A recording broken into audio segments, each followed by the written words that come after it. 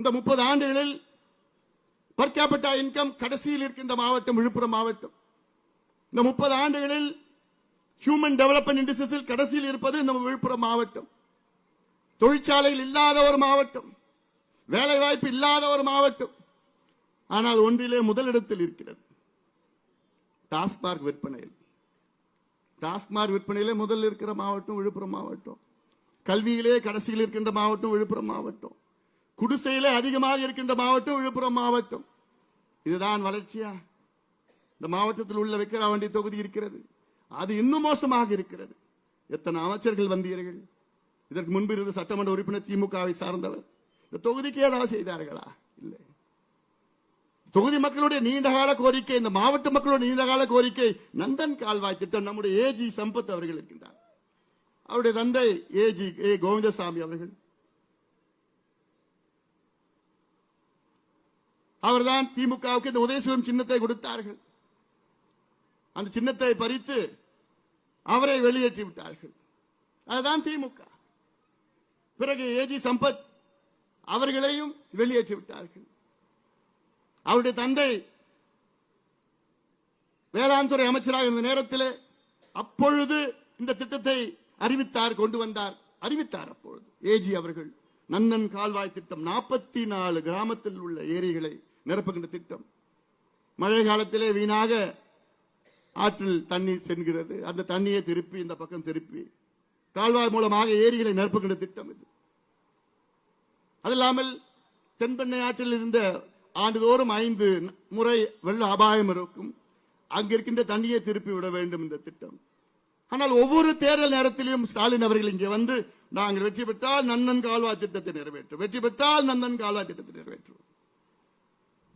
இது நீங்கள் புரிந்து கொள்ளுங்கள், மக்கள் புரிந்து கொள்ள வேண்டும். இது ஏதோ சாதாரண அறிவிப்பு கிடையாது, ஒரு முதலமைச்சர் அறிவிக்கின்றார். அதனால் தான் நான் சொல்கின்றேன், இது போன்ற எவ்வளவு திட்டங்கள் தமிழ்நாட்டில் இருக்கிறது. காவிரி குண்டார் திட்டம், நம்முடைய முன்னாள் முதலமைச்சர் அவர்கள் இருக்கின்றார்கள், அவர்கள் எல்லாம் அறிவித்த திட்டம். காவிரியில விருதுநகர் மாவட்டத்தில் குண்டாரை இணைக்கின்ற திட்டம், தாமிரபரணி, நம்பியாறு, பச்சையாறு, கோரையாறு, எலுமிச்சாறு இருக்கிற திட்டம் அது. சேலம் மாவட்டத்தில் மேட்டூர் உபரிநீர் திட்டம், அத்திக்கடவு அவிநாசி திட்டத்திற்கு கிட்டத்தட்ட 60 ஆண்டு காலம் பொறுத்திருந்தோம், இன்னும் அதை இணைக்கவில்லை. தருமபுரி மாவட்டத்தில் காவிரி தருமபுரி உபரிநீர் திட்டம், திண்டுக்கல் மாவட்டத்தில் 59வது கால்வாய் திட்டம், கிருஷ்ணகிரி மாவட்டத்தில் படேதலா திட்டம், திருவண்ணாமலை மாவட்டத்தில் நந்தன் கால்வாய் திட்டம், பாலாற்றையும் தென்பெண்ணையாரும் இணைக்கின்ற திட்டம், துறிஞ்சலாரும் தென்பெண்ணையாரும் இணைக்கின்ற திட்டம். இப்படி எவ்வளவு திட்டங்கள் இருக்கிறது. இதற்கு ஏதாவது இந்த அமைச்சர்கள், இந்த தமிழக அரசுக்கு ஏதாவது ஒரு நிதி ஒதுக்கீடு செய்திருக்கிறதா? அவளுக்கு ஏதாவது சிந்தனையாவது இருக்கிறதா? எதுவும் கிடையாது. எங்க பார்த்தாலும் கள்ளச்சாராய், எங்க பார்த்தாலும் கஞ்சா கஞ்சா கஞ்சா. அதனால் நீங்கள் சிந்திருங்கள். விக்கிரவாண்டி தொகுதி மக்கள், தமிழக மக்களும் சரி. ஏன்னா உங்களுடைய பிள்ளைகள் எதிர்காலம் சார்ந்த தேர்தல் இது. ஒரு பக்கம் 3 தலைமுறைகளை நாசப்படுத்தி விட்டார்கள். 3 தலைமுறைகள் மதுவை கொடுத்து இன்று தமிழ்நாட்டில் உள்ள இளைஞர்கள் மது அவர்கள் ரத்தத்தில் இல்லாமல் இருக்க முடியாத சூழல். மது இல்லாம இருக்க முடியல. இதுதான் இவங்க சொல்ற திராவிட மாடலா? இதான் மாடலா? அது இல்லாம இன்னொரு அமைச்சர், நாங்க கள்ளச்சாராயம் ஒழிக்கணும்னா டெட்ரா பேக்கில் கொடுப்போம் சாராயத்தை. என்ன மானகட்டத்தனமா இருக்குதெல்லாம். சரி, நீ சட்டமன்றத்தில் நீங்க சட்டம் கொண்டு வரீங்க, கள்ளச்சாராயம் அதை ஒழிப்பதற்கு ஆயுள் தண்டனை, அது விட்டார்கள் என்றால் ஆயுள் தண்டனை கொடுப்போம், 10 லட்சம் அபராதம் சொல்லியிருக்கிறோம். பிறகு அந்த சட்டத்தின் மீது உங்களுக்கு நம்பிக்கை இல்லையா? சாராயத்தை நீங்க டெட்ரா பேக்கில் கொண்டு வர. இப்ப நேத்து பாத்தீங்கன்னா சாராயத்தை வந்து பிளாஸ்டிக் பாட்டில் 100 ml. மதுவிலக்குத்துறை அமைச்சர் அதனுடைய அர்த்தம் புரியல அவருக்கு. மது விலக்கு என்றால் மதுவை படிப்படியாக குறைப்பது அல்லது மதுவை ஒழிப்பது. ஆனால் நம் தமிழ்நாட்டில் உள்ள மதுவிலக்குத்துறை அமைச்சர் என்பது மதுவை திணிக்கிறேன் என்ற ஒரு அமைச்சராக இருக்கின்றார்கள். கேவலம் இந்த சாராயத்தை விட்டு தான் அவங்க ஆட்சி செய்யணுமா? இதுதான் உங்களுடைய நிர்வாக திறமையா? இந்தியாவில் உள்ள அத்துணை மாநிலங்களும் சாராயத்தை தான் ஆட்சி செய்கின்றார்களா? இல்லையே.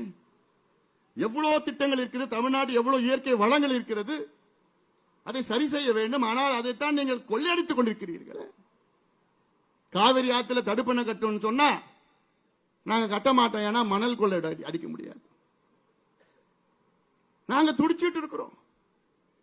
காலநிலை மாற்றம், பருவநிலை மாற்றம், கிளைமேட் சேஞ்ச், குளோபல் வார்மிங் என்று சொல்லி சொல்லி சொல்லி அழுத்து போச்சு எங்களுக்கு.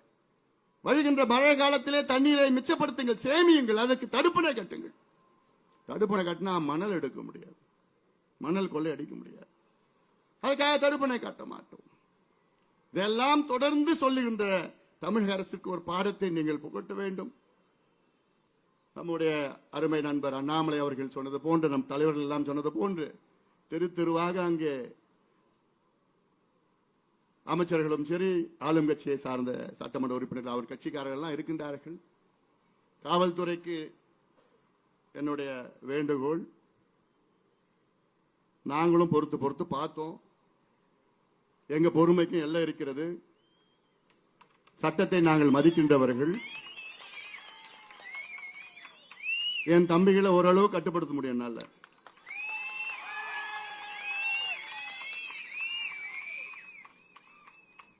இது ஈரோடு கிடையாது, இது விக்கிரவாண்டி.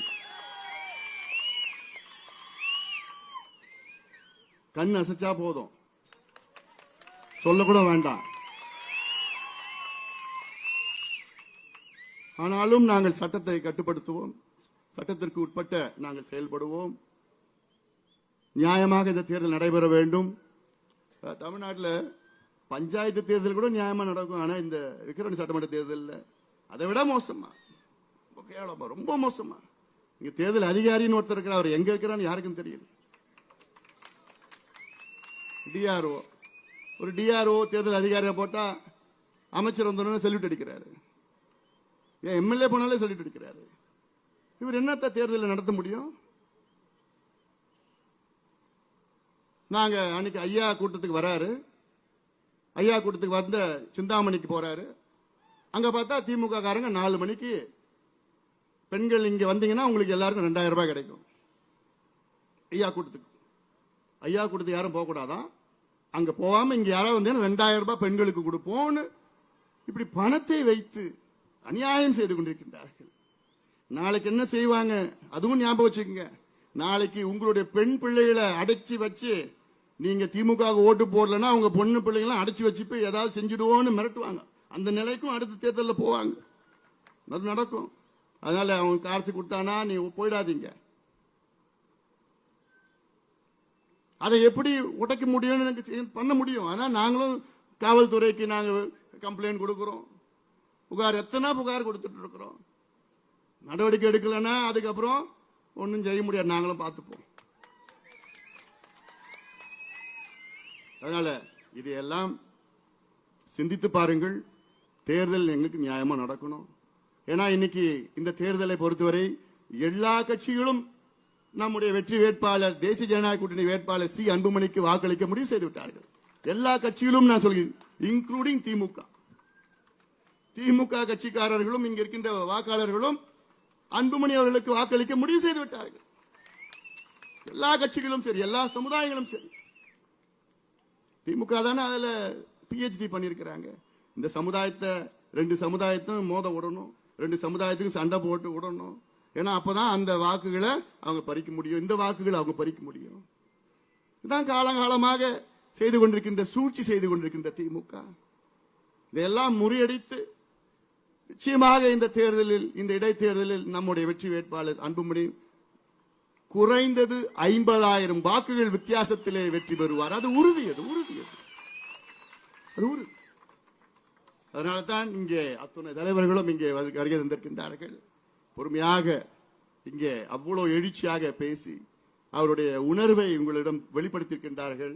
அவருடைய உணர்வை நீங்கள் மதித்து இந்த தொகுதியில் உள்ள அத்துணை வாக்காளர்களும் தேசிய ஜனநாயக கூட்டணியின் வெற்றி வேட்பாளர் சி அன்புமணி அவர்களை மாம்பழம் சின்னத்தில் வாக்களித்து அவரை வெற்றி பெற செய்யுமாறு உங்கள் எல்லோரும் பணிவோடு பாசத்தோடு கேட்டுக்கொண்டு நன்றியோடு அமர்கின்றேன். வணக்கம்.